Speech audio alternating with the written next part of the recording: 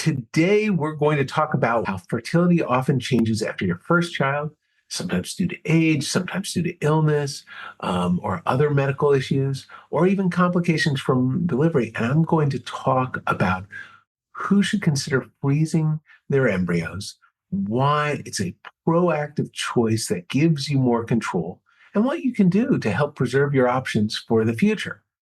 So if you're planning for a second child, or even just wanting to leave the door open, or you haven't even had a first child yet, and want to be active in regaining direction and control for your fertility, this video is for you. I'm Dr. Preston Parry. I am a board-certified OBGYN and reproductive endocrinology and infertility specialist. This is also general medical information, so if you have, personal things you want to understand, of course, talk to a clinician directly about it to see what has evolved and what remains true for you. Let's get into the key questions. So first of all, what are eggs versus embryos? An egg, everyone thinks they lose one egg per month, which is the female building block for fertility, for the DNA. And I think they lose one egg per month, you actually lose 900. You lose 30 a day. They're constantly turning over. And your ability to rescue ones that would already dissolve helps preserve that healthy piece of DNA for the future whenever you want to use it. Now, how does that differ from an embryo? Well, with an embryo, sperm has already met the egg, and that makes it so that it's a more stable structure. So if you are 30 and you try to freeze an egg, you need about 6 eggs to get an embryo with about a 40% chance. If you make an embryo, you can need about 4 eggs for that same 40% chance. So by freezing eggs, it's a single cell. If the cell doesn't survive, it doesn't do it quite as well. And so you need a few more to have some buffer to get the same odds. And so that's why it's more success if you freeze embryos instead of eggs. What is an embryo? So when you take an egg and then a sperm meets it, fertilization occurs, or most of the time. And then once it's divided a bit more, kicks out a thing called polar body, meaning it's kicked out some extra DNA, so there's the right number of chromosomes for it to grow and hopefully become a baby. And so when you do this with IVF, you've got multiple eggs, multiple sperm meeting each egg, or usually if you're doing ICSI, which is you put a single sperm in each egg. That's very different from classic IVF, where you'd have a million sperm surrounding an egg and they would all try to get in and only one would make it. So you do that, and then you will have several eggs fertilize and become several embryos. And then hopefully by day 5, 6, 7, you've got multiple good quality embryos that can be used for fertility, which sounds easy. But if you are 30 years old, a quarter of eggs when you retrieve them are often immature. They're just not ready for a sperm. Another quarter won't fertilize.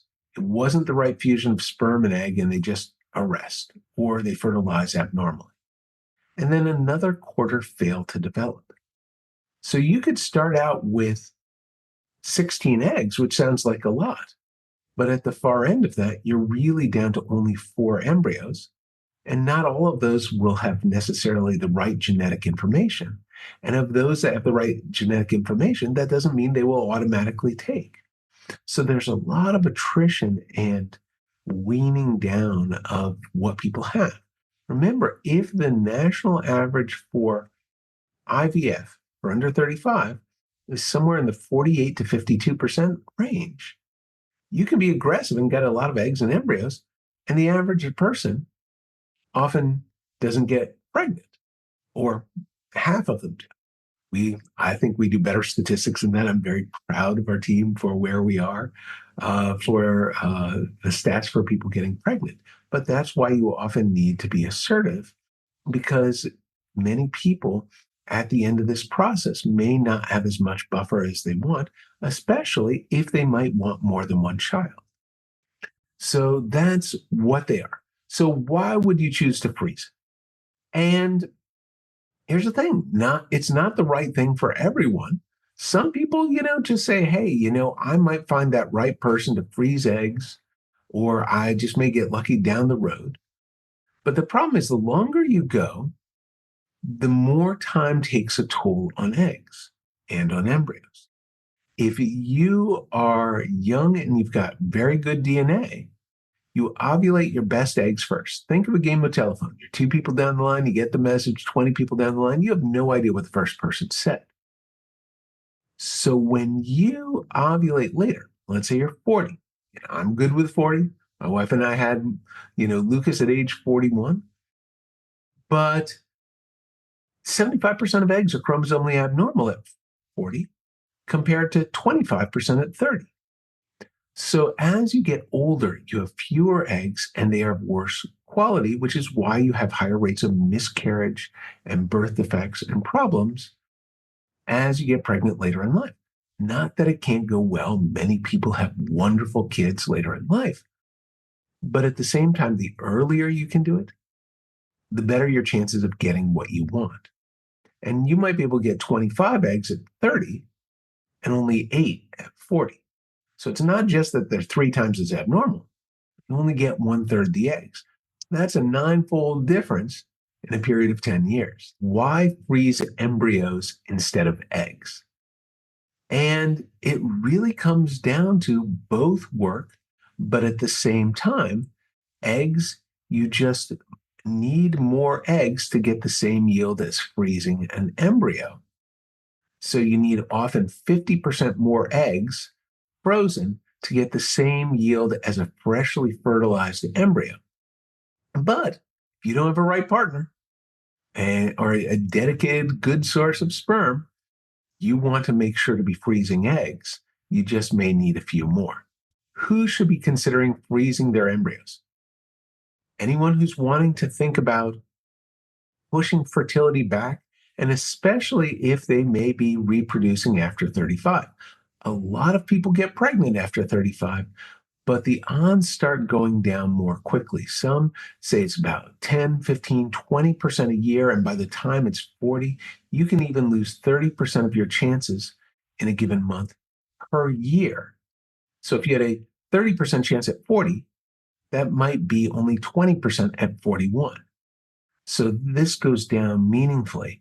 And so that's why you want to keep those options open. What age should I consider freezing my eggs or my embryos? Embryos, it's a little bit easier to have some flexibility because with embryos, you can do a biopsy called PGTA. You can biopsy the embryo, you take a few cells from the future placenta, and it will tell you whether it's chromosomally normal or not. And if you have several chromosomally normal embryos, very good chances you'll get where you want to be. If you're freezing eggs, you don't know if the DNA is normal.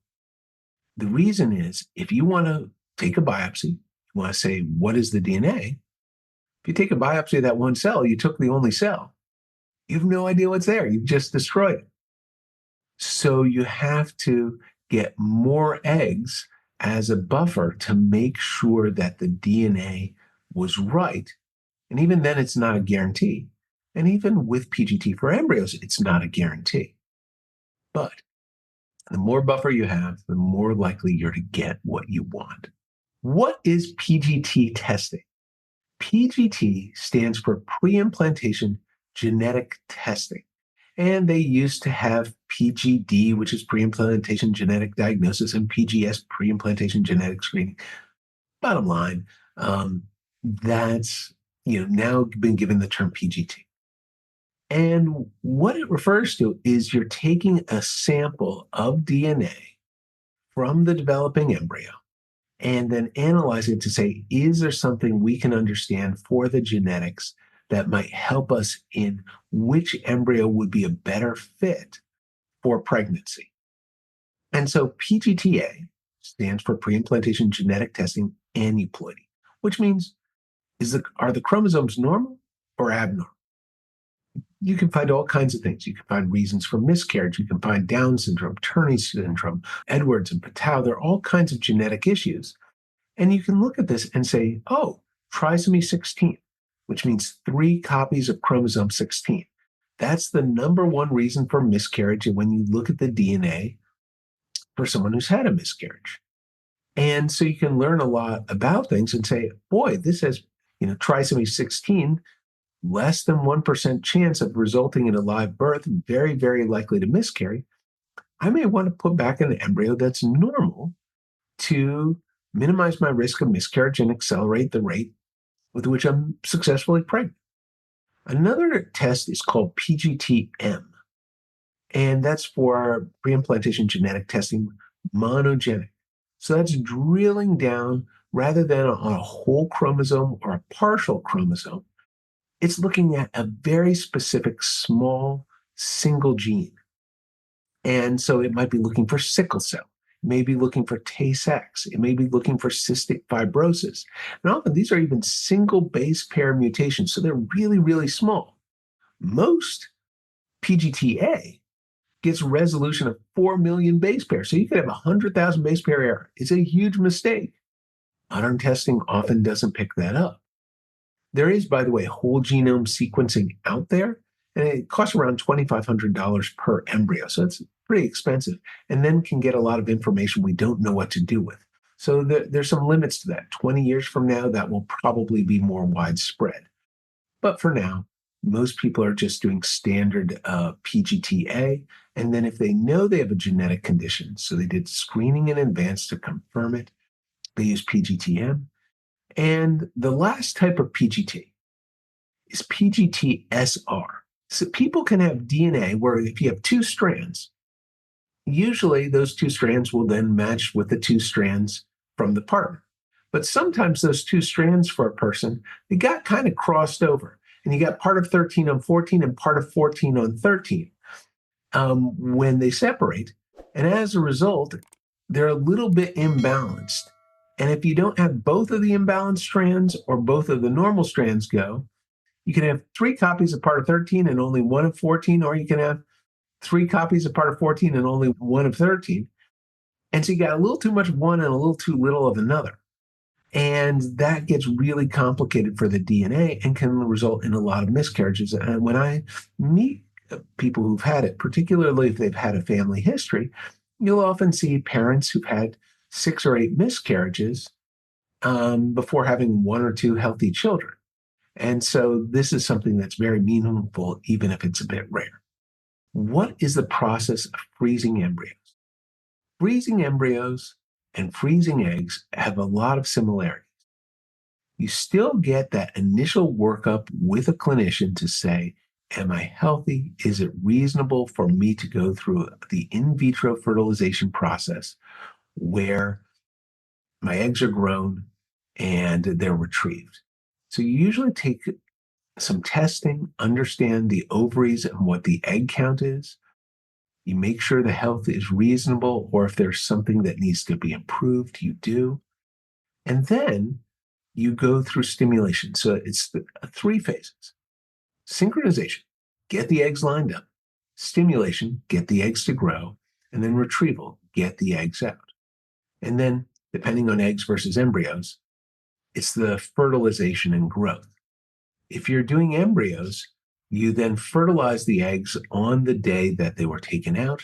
And about 5 days later to 7 days later, they'll be frozen typically and then you can also do the biopsies and understand the DNA. If you make eggs, they're frozen shortly after they're retrieved. So you're going to need, though, some medications to get the eggs lined up. For most women, they then grow for about a week and a half, and this is with some shots. People refer to this as FSH and LH. They're brand names, Follistim, Menopur, Gonal-F. These are medications that people use to get eggs to grow. And then you will do a trigger shot, HCG, Lupron, several things like that, as well as a medication all along this to keep you from ovulating. And there's several types. And then once you get the eggs out, you recover. And then people will tell you how many eggs you froze. And if you fertilize them, how many embryos you got around 5 to 7 days later.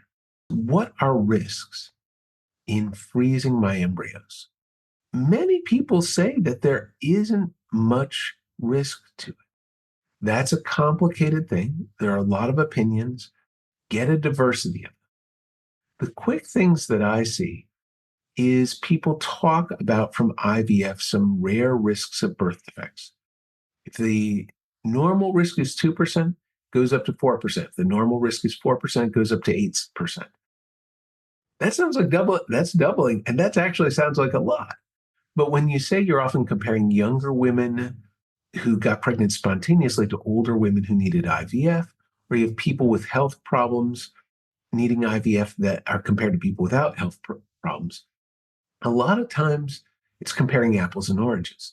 And often when you compare the risks of those who have IVF, and then they had one child before or after, it really showed that the risk of problems was, really equal for both pregnancies. So it's often the person who has the pregnancy rather than they simply used IVF to get. Now, if you are putting several embryos back, you are going to have a high risk for multiples. Twins have more complexity with prematurity and birth defects, higher miscarriage rates, higher preterm delivery, all the things that can come with that. Single embryo transfer, because it's usually around a 1% rate of identical twinning, that's not as much of a risk. In terms of other things that could happen, a lot of when people look at cancer risks, most of the risk for cancer seems the reason for needing IVF in the first place. If you have endometriosis, you may have higher risk for ovarian cancer. If you have PCOS, you may have higher risk for endometrial cancer.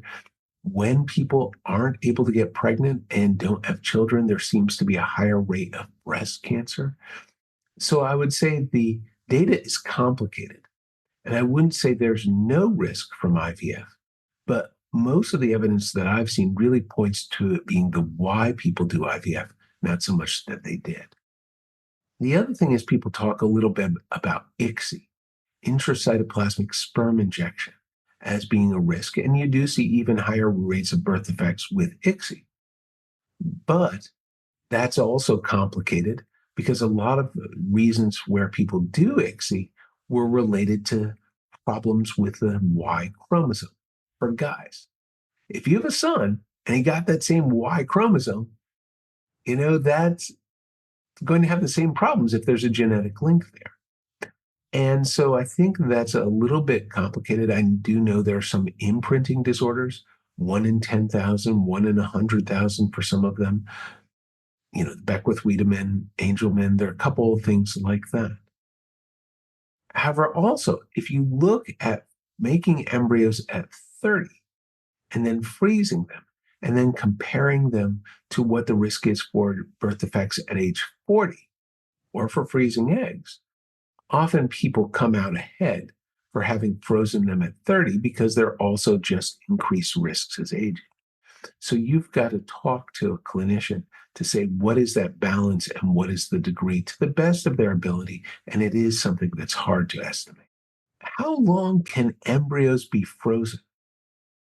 There's actually no freezer burn or shelf life or expiration date, to my knowledge. They can be as good 10 weeks later as they can be 10 years later. And people talk about stories where a woman had her daughter, froze the embryos from there, and then the daughter used those embryos for having a child later on, 25 years later. There's some interesting stories out there. What I would say is that there doesn't seem to be clear evidence that I've seen showing that there is a hit from going longer with storage. If there is an effect and it hasn't been clearly shown, it means probably that effect is small. But again, I haven't seen that data. What's the difference between making an embryo in the body and an embryo in the IVF lab? Now, obviously, there are a lot, but ultimately, Both are cases where sperm and egg found each other, and then an embryo formed, which is a post-fusion of sperm and egg. And then the embryo makes its way back to the uterus to implant and attach and grow and hopefully become a baby. Now, that process is actually often hard in the body. If you look at research where people compare doing IVF, or they retrieve the eggs for 1, 2, 3, 4 eggs and compared it to insemination, so plenty of sperm were finding the egg, you found you had about 3 to 4 times the pregnancy rate per uh, egg retrieved by IVF as you did with insemination. So what that means is everyone looks at the lab and says, hey, not every embryo is going to make it. But actually, what's happening is even more embryos don't make it within the body. And some of this may be fertilization, although usually plenty of sperm are finding the egg with insemination. But also some of it may be the embryo gets stuck in the tube. A lot of biochemical pregnancies are actually embryos that got stuck in a tube and didn't make it back to the uterus. Or the embryo, again, gets lost along the way, or doesn't attach, or it doesn't have the right timing, or it doesn't have the right hormonal support. There are all kinds of things that can drive this.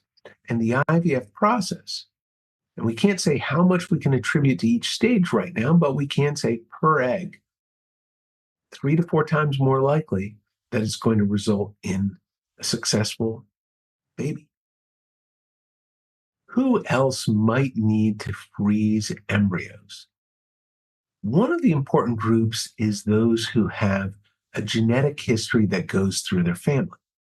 So people can have lethal conditions, Huntington's, retinoblastoma, cystic fibrosis, all kinds of medical conditions, spinal muscular atrophy, Fragile X, that can lead to serious mental and physical defects. And some people do not want to intervene on this, and that's their own privacy. But many people are saying, if I'm only going to bring one child into this world, can I look at the DNA and then choose an embryo that is unlikely to carry that on? And you can. You can take Huntington's disease, which is a condition that many people will have died by around the age of 40 due to severe health problems. And you can say, we're going to look at which embryo has the gene and which one doesn't, and then choose to put an embryo that is unlikely to have the life cut short in that way. And for many, that is a valuable approach and solution. And you do it through IVF, or again, you make the embryos. You then end up letting them grow to day 5. And then not only do you test to see if they are likely to miscarry because of genetic problems, but you can drill in on that specific gene and make and determine whether the embryo has it or not. And some people even would transfer embryos with these severe conditions, and others not. But it is important for many people to know and understand, what an embryo has and what are the associated risks as they plan their family. Well, thank you very much for watching. If you found this information of value, please hit the subscribe button, share this video with friends, ask questions, and whatever we can answer, we would love to. And best of luck on your journey.